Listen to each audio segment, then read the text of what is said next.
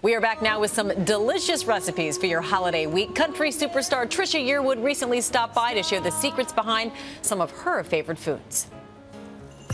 Well, the holidays are in full swing, which means a lot of people are craving comfort food. So look who we have here. Platinum-selling, multiple Grammy Award-winning country singer and best-selling cookbook author Trisha Yearwood here with some delicious party recipes, all featured, of course, on her show, Trisha's Kitchen. So we actually have a really great clip from your Southern Kitchen, heading into its 7th season, by the way. Yes. And you are talking in this clip we're about to see with Reba about life on the road and coming home. Let's take a look. Do you cook on the road? Do you have a bus that you stay in? I used to think I was going to cook on the road, and I had a kitchen in the bus, and I ended up, I think I made a fried bologna sandwich. That was the only thing I ever made.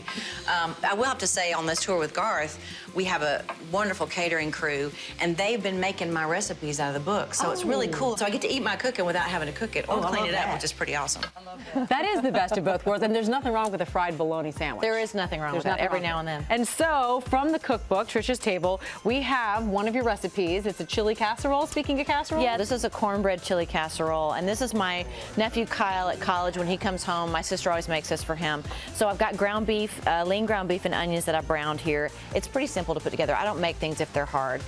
You put some chicken stock in, some salsa, some corn, a little bit of salsa you buy at the grocery store. Just store-bought salsa. Make it easy. This is canned corn, sweet corn drained. Perfect. A little bit of cumin. Okay. A little bit of salt.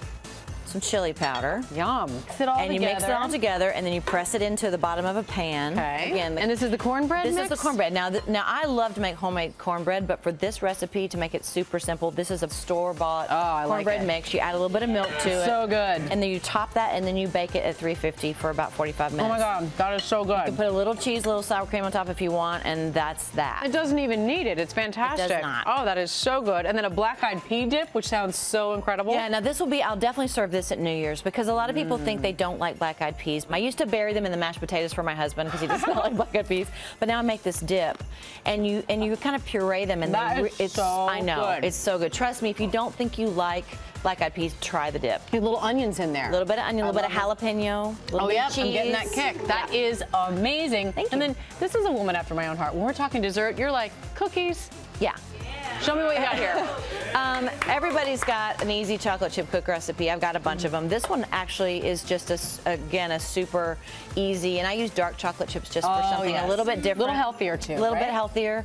I use self-rising flour, so you don't have to think, if you don't really cook, you don't have to think about mixing the flour and the salt These and the baking crispy, pan. too. I like the ones that have a little crisp to them versus like the soft, moist ones. This is really good. And they have a little bit of brown sugar in them, too, that makes them nice and yummy. So everybody's hungry here, I can tell. Everybody's like, feed us. Oh, and I'll be eating more. This is just a little sampling for me. Trisha, thank you so much. This is fantastic. You can get these recipes on our website, goodmorningamerica.com, on Yahoo.